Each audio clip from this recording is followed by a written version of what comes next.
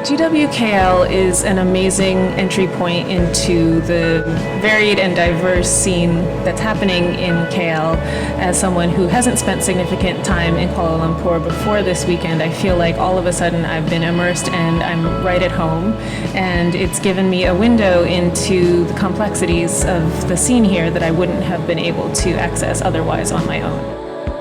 I had no idea what to expect, and it was a lot more of a feeling like we were in somebody's home, like we were really getting to know Kuala Lumpur from the inside out. I was equally surprised at the crowd at the public events. There were so many young people, so many very engaged students with really interesting questions.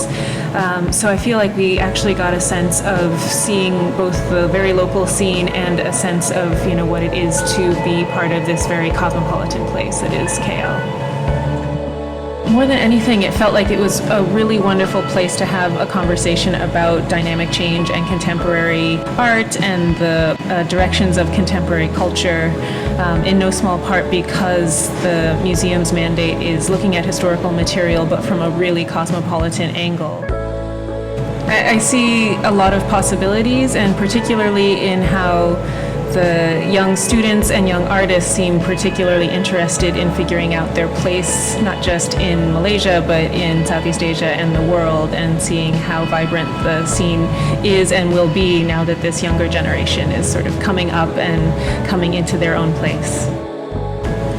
So as someone who spent a lot of my career in the States and had a relationship traveling to Asia, spending a lot of time in Beijing and Hong Kong, and now I'm based in Singapore, I do value that those cities have an international purview and act as a hub, but I do think that it's really important for people to spend time in other cities, including major art world centers like Kuala Lumpur that might not be on the international art market radar. Speaking as someone who has often had to travel with very limited time, you feel like you have to maximize